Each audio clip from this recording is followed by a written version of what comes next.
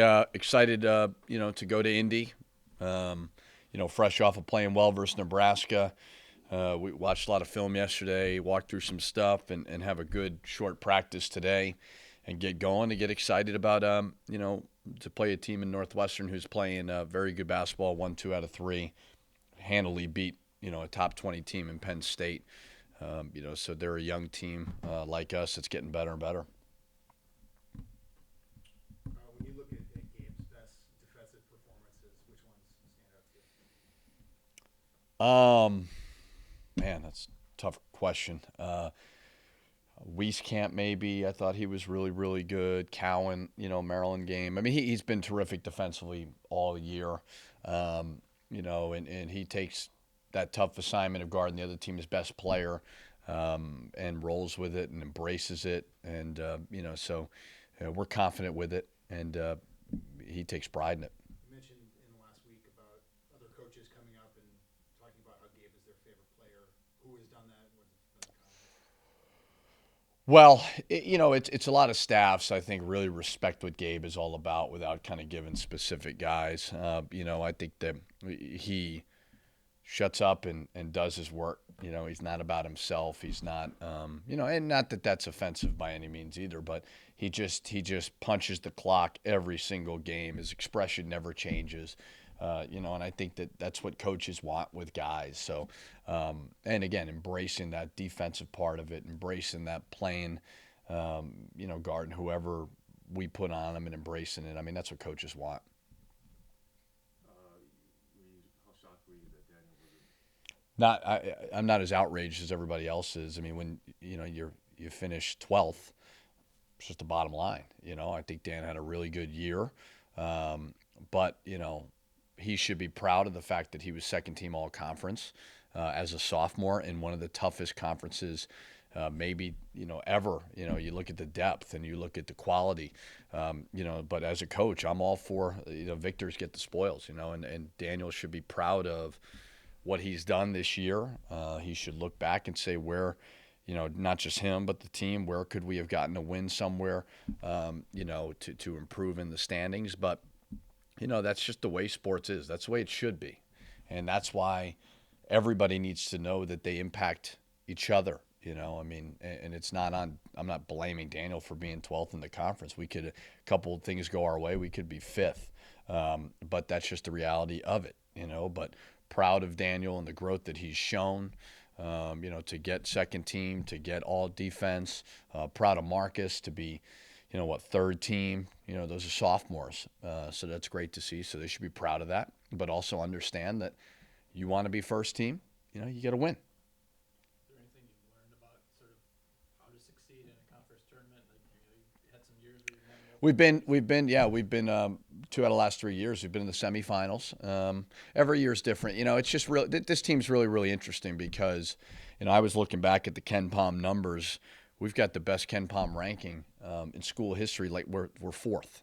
It's the best that we've had since I've been here, and it just shows you that it could be luck, it could be a missed free throw, it could be a turnover at the end of the game, but this team is playing good basketball. We really are, and that's what's important is you want to be playing good basketball in February. And then you just take it one game at a time. You don't look ahead. You totally lock in on beating Northwestern. And but again, like I said, I mean, you are what your record is. I mean, that's the reality of our game. But we've been playing pretty good basketball, and hopefully that continues versus Northwestern. What is the biggest challenge there when you face that task of having to win multiple games in a week to be involved in the rest of the postseason? I just look at Northwestern, to be honest. Now, if you're fortunate enough to beat them, then you've got rest, recovery, preparation for the next opponent. But everybody's dealing with that right now. The beauty of the conference tournament is you don't do it. You don't need to do as much preparation because you know the opponents. It's more now better to be well rested than well prepared. And can you do enough film work? And being in the NCAA tournament last year, and unfortunately Murph going down and Mott's going down at the wrong time. But I think they some of those young guys have played in some pressure situations. Um, the rotation you used obviously on senior day, I mean, it was senior day, but But I like what Brady gave us. I'll probably go back to that well and Hunt. with Michael, I mean, he had 7 assists. I mean, threes that were made, but and then Alihan obviously played really well. Is there anything that you capture from that moment that just? Well, I mean, listen, we played well, but Nebraska's going through it a little bit as well, and he'll get that going. I know he's trying to establish a culture and so on, but it was a great senior day for everybody. When you switch up starting lineups, it always can be a little bit challenging, especially at the start. But to break school record in threes made, Gabe ties a school record is awesome to see. 30-plus assists. I don't know how many times we've gotten above 100 points in a Big Ten game.